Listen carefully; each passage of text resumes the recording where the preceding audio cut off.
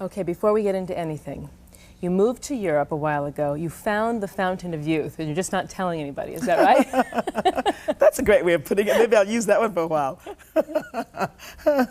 When people say, what is your secret, what do you tell them? Oh, God, I'm trying to find an answer all the time.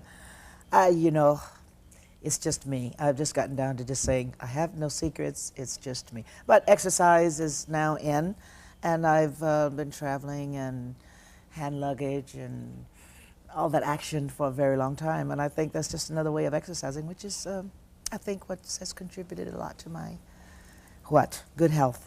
Good health. Yes. That's a fine way of putting it.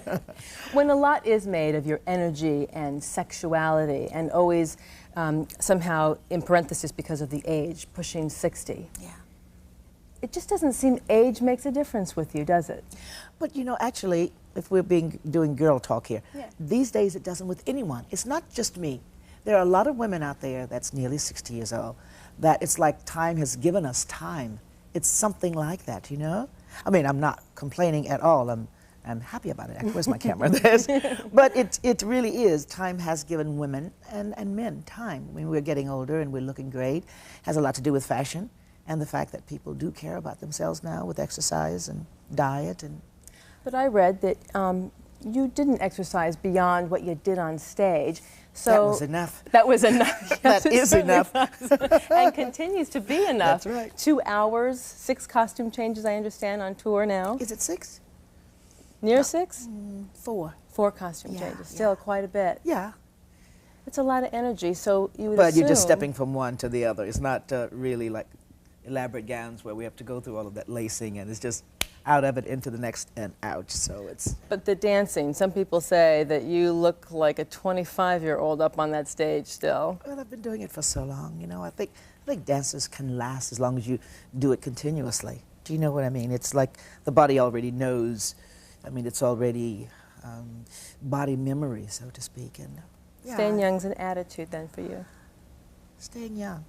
I never looked at it like that. I don't have a problem with age, if I may express myself in that way. Staying young hasn't been something I thought about. Looking great, looking as good as I can, having always a great makeup artist around. Helps. It helps, yes, looking good, I would say, but I don't mind aging as long as I'm healthy. Mm-hmm. When they said Tina Turner had great legs, and you come in wearing a skirt today. Now, I'm so... No, a long skirt. I'm not saying that I'm so tired of that, but I'm in America now. I'll be on stage for 3 months. Everyone will see more than enough of these legs, so this is my chance to sort of just dress down a little bit, Concentrate on what I'm saying for a change. That's right, gosh. Yeah, I'm not one for wearing short dresses off stage. I mean, normally I wear suits and skirts and trousers all the time. So when Haynes said in doing this tour they would like for me to wear dresses, of course, because of the hosiery, I thought, oh gosh, I'm going to be stuck with having to wear dresses all the time. But that's why today I'm just sort of trying to be feminine. Be feminine. Well, I don't think you have a problem with that. But it's an interesting point you bring up, because people in your private life expect you to be the same person that you have been on stage. And at times, that's, I understand, gotten in the way for you. You say, wait a second, I'm not always the raunch sex queen that you think I am. I'm a what? I'm not as raunchy as people expect. People don't separate singers and dancers some kind of way as a form of an act. I think they look at it as if that's how we are. And yeah, I think I've been acting on stage for a very long time. But there's no way for the public to know that, so that's a part of what I have to accept. And when it happens, I handle it as nicely as possible. But people that approach me, usually they know when they see me in person. If they kind of are very loose by the time they look into my eyes, about 2 seconds. But it's no blame, it's understand. Mm-hmm. It's understood, actually. You've talked a lot about the differences between the European and the American press, and how at times the American press corps has typecast you as the raunchy sex goddess, would never allow you to grow beyond that image. Was that frustrating for you at times?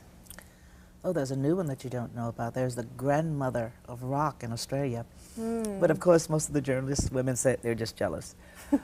I've outgrown a lot of that. It's human nature. It's the business. people always kind of want to put a label on you for one reason or another. Doesn't bother me a lot, actually.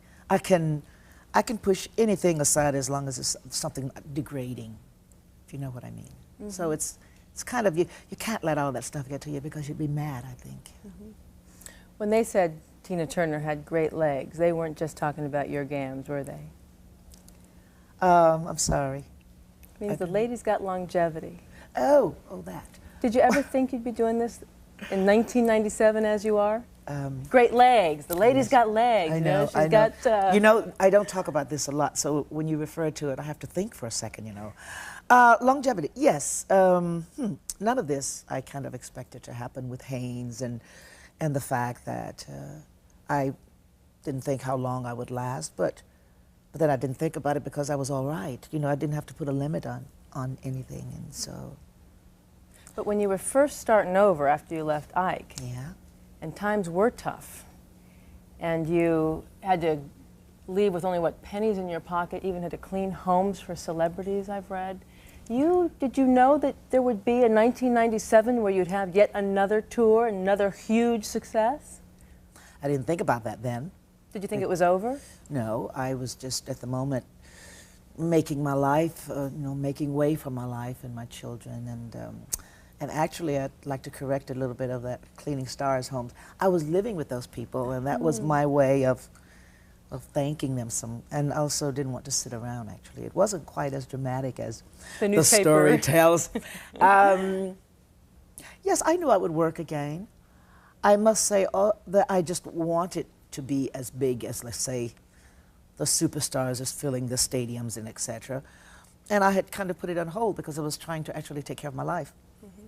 And then when I decided to go back to work, that was the focus. I want to play stadiums. I want to fill stadiums. I never doubted myself because I've been performing long enough to know that I'm good at that. That's all I've ever done. That I know I can do. And so it didn't matter how old I was, even I was much younger then when I actually hired my manager, Roger Davis, that made all of it happen. I simply said to him, this is what I wanted to do. And I remember now that he looked at me kind of strange. It's like, but you're 42 or 40 something at the time, and I didn't think about age. Did you ever think, maybe I can't make it on my own without a man, without Ike? Is Tina Turner enough by herself to do it? I had done it without Ike. I had been sometimes when he didn't actually tour, he didn't go out with us. So I already knew that it was just a matter of getting a set of musicians that would do as I wanted and getting a manager because Ike had always taken care of everything and I didn't know about management. So I thought a band for myself and someone to take care of the business. That's all I needed. So that's what I got. And I went to work. It was that simple. So there was never a time where you ever felt defeatist and said, I'm never going to be more than this? No. Really? No, it was step by step. First of all, I have to make a decision to take over my life. You're not into victimhood. That's one thing you've made very clear. You don't want to be even known at that time, even during the worst times. I knew what I was doing. Of course, I was, let's say, in kind of a situation of being a victim, but I was in control of it. I was trying to do something. It's like Mr. King, Larry King, said, I was caught in a trap of a promise. And some people are loyal in terms of keeping their word and keeping promises, and I'm kind of that way. But when the time actually came that I knew that it's time now, then I went. And then I had to make way for that because I have to find out how to do it, you know. It's like the decision is, it's there, but it will never do anything unless you actually make way for it to do it. And so it all started to come slowly. Mm-hmm. But no, I never had a doubt. Actually, I was performing with Cher and a lot of the top television shows the whole time.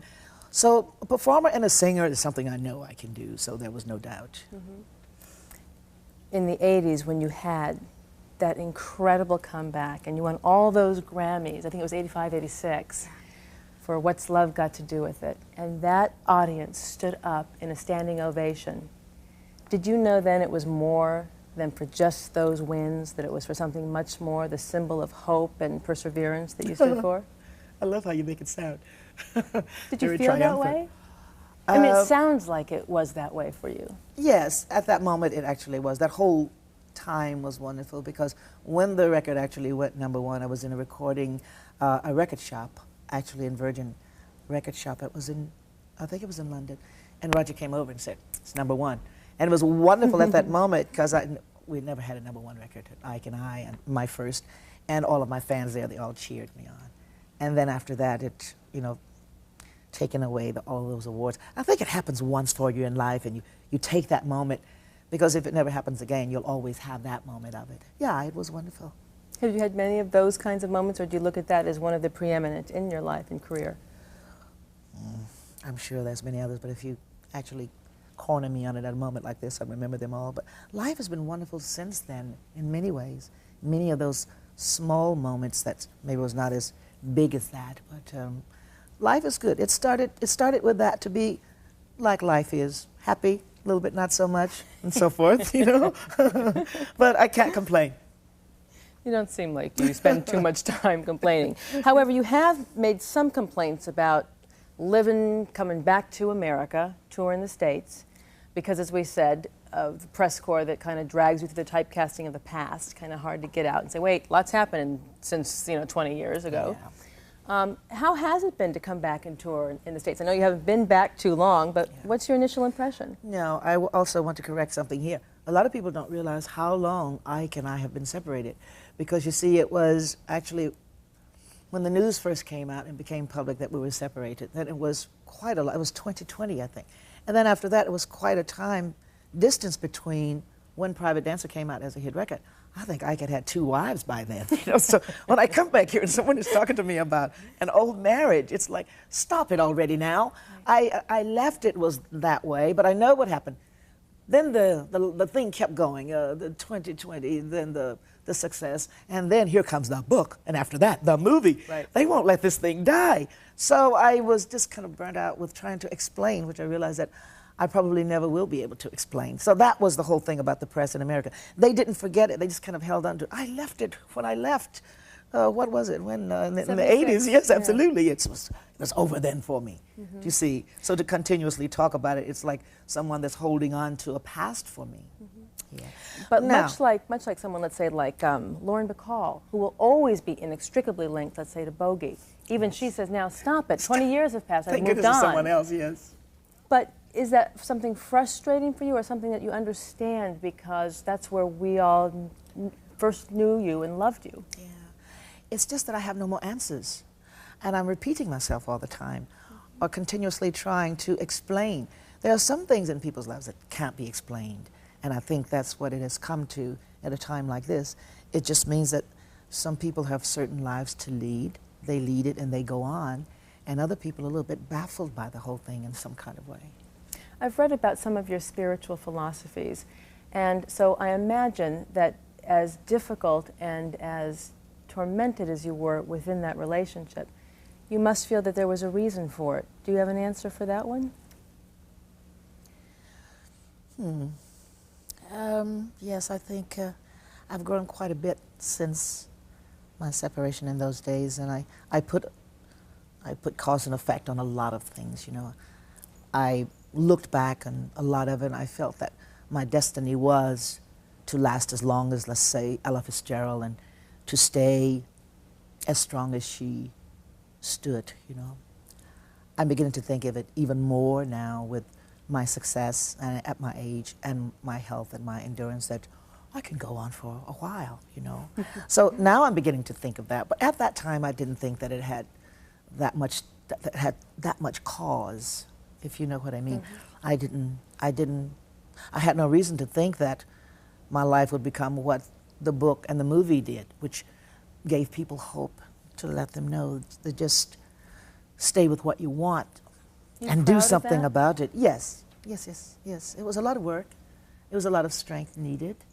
I think it was a lot of prayer. I was Baptist before I became Buddhist, and I never stopped one before the other, overlinked, so to speak. So there was always meditation to help me mentally, to get through it all, to help me to be as strong as I could. It takes a lot to get through those kind of situations.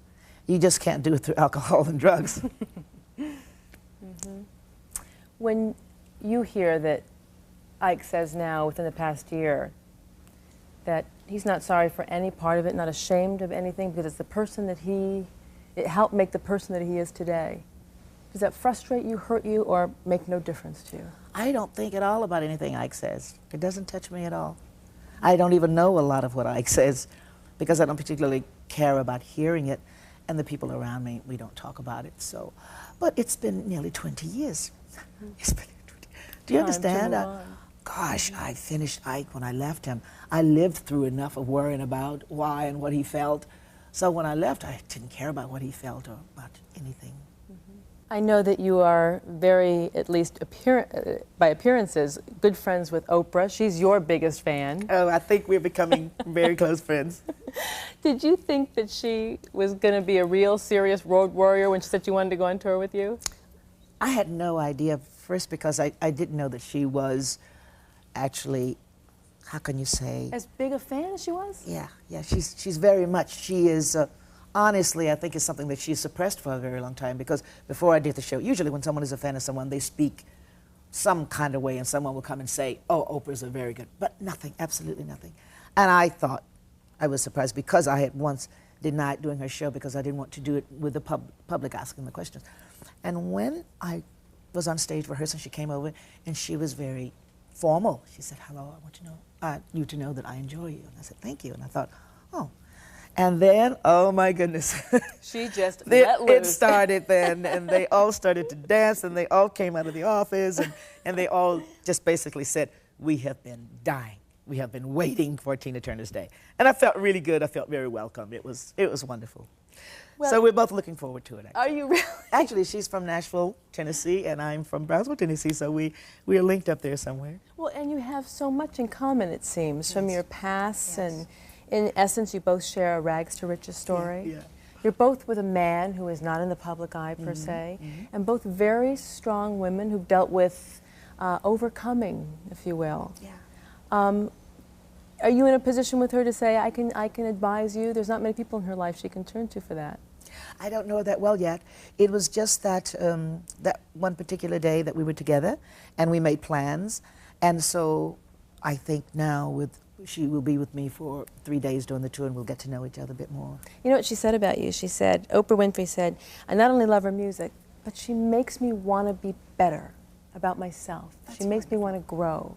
Yeah, that's great. I appreciate that, actually.